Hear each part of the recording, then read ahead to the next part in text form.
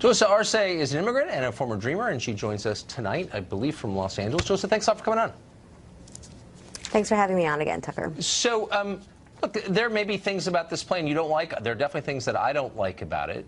But it's hard to see how a plan that gives legalization, amnesty, and a path to citizenship for more than 2 million people here illegally, none of them white, is white supremacy. How does that work? Well, I think we have to take a step back and look at this from the beginning. The reason why we're in this chaos situation of young people's lives being on the line is because the president rescinded DACA, the program that gave undocumented young people the ability to work and go to school and drive and pay taxes. He ended that program, and that is why we're in this situation. And let's be very clear. Since you want to do that and dispute property, hold on, stop. No. No, I'm going to ask you a question. Monologue, and so now it's my turn to speak. I don't believe it is. Right? I want to ask you a question about the discussion today, not about the roots of DACA, which I'm happy to debate with you in some other forum. I want to ask about the response today to this proposal released last night, which is that it's white supremacy. And I would like you to tell me if you believe it is, and if so, how. You would let me. If you could give me a crisp answer and not filibuster, I'd appreciate it. Listen. It was Donald Trump who ended the DACA program, and he did so because he wanted to hold hostage and use as bargaining chips the lives of 800,000 undocumented people who have been here their entire lives, who are American in every single way. And now what we're trying to do is to create a second-class citizen. Okay, that's what this program does. It says so. Are you not going to answer my question? This is giving people who are here illegally are getting amnesty and a path to citizenship, which is what you've been asking for, and you're calling that white supremacy. None of those people are white, so how is it white supremacy? But at what price? I'm not calling it white supremacy. I don't think those words have come out of my mouth. They've come out of the mouth of I'm not calling it white supremacy ranking Democrat. What I am saying is that this plan, what it does is it creates a second-class citizen, because it says that the dreamers can become citizens themselves, but they cannot sponsor their parents. They cannot sponsor their siblings. And those rights are different than the rights that you have. And you just said earlier that this plan, the 2 million people, that none of them are white, which is untrue, because there are undocumented white people. There are 50,000 undocumented Irish people living in New York City. Sure. So there are. You're absolutely right. They're not covered by this. So that's my only point. You're absolutely right. There are definitely undocumented white immigrants. There are dreamers who are white, Tucker. Oh, I'm sure there are, but it's an indefinite. I absolutely believe you. It's just it's an look. I don't care actually about the race of the dreamers. You don't have to believe me. It's a fact. I do believe you. My only point is that what you're seeing today is not an expression of white supremacy, so I wish you and your friends would stop making that point, because it's a lie and it's divisive. That's my only point. And because it's not true, and it makes people hate each other. Do you understand what I'm saying? It is a plan that would potentially make 2 million people, who are mostly people of color, have less rights than white citizens. So that is racist. Okay, so it's racist you come in the country illegally, as you did. You have a moral right to let your relatives come too? First of all, I did not come into the country illegally. Let's get the facts straight. I came to the U.S. on a plane, on a tourist visa. So I did not come into this country illegally. I thought that you overstayed. I'm sorry, I totally misunderstood your bio. I did overstay my visa, but I did not come into the country illegally. Oh, you were here illegally. Okay. So I guess that's what I just said. But my point is, point that you're missing if you are here illegally, a 2-year-old cannot break the law. It was their parents who brought them to this country. The parents who brought them to this country. Of their own. Right. So you're saying that the parents who brought them to this country now have a moral right to become citizens also. And I'm wondering where that right comes from. Listen, if I am now a U.S. citizen, and if I want my mother to be able to come visit me and to be able to come be with me as a United States citizen, I should have that right. You have that right, right? If you had a mother who lived in a different country, you would be able to sponsor her. So you sneak into the country, you bring your child, that child gets citizenship, and now you have a right to citizenship because you're the one who caused this problem, that parent, in the first place by bringing your child here illegally, but I have to, as a citizen, give you citizenship? How does that work exactly? No, but why should I be for that?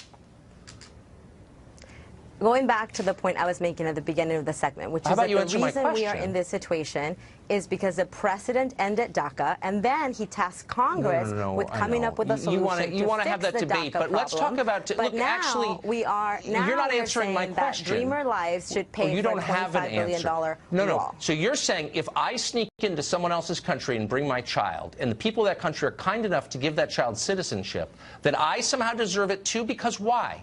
Why? That's a simple question. Why don't you give me a simple answer? I'm going to tell you why. The reason why is because if these people become United States citizens, as they would under this plan, they should have the rights as every other American citizen has. Why should this person, if we're making them citizens, why should they have less rights? Because you came illegally, that's why, and we don't want to reward that behavior. Then they should have the same rights as every other United States citizen. Let me ask you really quick. So the ACLU described this as the supposed generosity of giving citizenship to people who are here illegally. Do you think it's generous of the United States to give citizenship to people who came here illegally? Do you think it's generous? I think that we are trying to talk about two different things. Right? No, we're trying to talk about. I'm asking you a simple question. Do you think it's generous to give people who are here illegally citizenship? I don't think that it's generous to separate families and create second-class citizens. No, I don't. I don't know why we would bring in people who are not grateful for the privilege of being an American citizen. You're definitely in that category too. But Julissa, by the way, thank you. Okay, we're out of time. Thanks. Ann Coulter is a columnist and author of Adios America, as well as many other books, and she joins us tonight. Ann, thanks for coming on. So you have a great piece on Lindsey Graham, who won the 2016 Republican nomination, as you know, and as a result of that has a right to impose his immigration views in the country. How did that work? First, I want to say, boy, Donald Trump is right. These dreamers are fabulous. They're great. They're fantastic. I can't wait for them to be our fellow citizens. And yeah, I mean, I think everybody's wondering, where did Lindsey Graham come from? Who nominated him to be negotiating this? He ran for president. He got literally 0 votes, was the first and most vicious in attacking Donald Trump, the candidate. So how is it that he's the one in this? Why does he have a seat at the table at all on immigration negotiations, much less, you know, he's the leader of what the Republicans stand for? And, you know, as I say in my column, it does make any normal observer think the fix is in. Why are other Republican senators allowing this? If it had been back during the Iraq War, Republicans wouldn't have allowed anti-war Republican Chuck Hagel to go and say, oh, he represents our views on the war. We're going to send him in. No, they'd say, no, not him. Don't talk to him. Why is the media talking to him? Why is the president talking to him? He doesn't represent us. But the donors want the cheap labor. I mean, the one thing, Tucker, that's going to be fun if we lose this is watching all of these short-sighted, idiotic businessmen try to do business in a country run by the likes of Kamala Harris and Nancy Pelosi. Yeah, that will be amusing, but sad for the rest of us. So, but if there's a deeper question about democracy here. So if the public has been clear in poll after poll about what it wants and what it doesn't want on the question of immigration, and it went to the trouble of electing Donald Trump against all odds and all predictions, just to express that view, and it still can't get what it demonstrably wants in immigration, is it possible for the public to have a say in this? No, it's amazing. I mean, it is beyond what you just described. I was looking through Nexus transcripts today. The fact that Donald Trump is president, it was utterly implausible. It's like a Hollywood movie. And this isn't the first time. I mean, you keep hearing these phony polls being cited by the media showing that Americans love dreamers. They love them, just like that one you interviewed. Who couldn't love her? They love them. But every time they have an actual ballot, every time for 20 years now, they will vote against bail for illegals, against government services for illegals.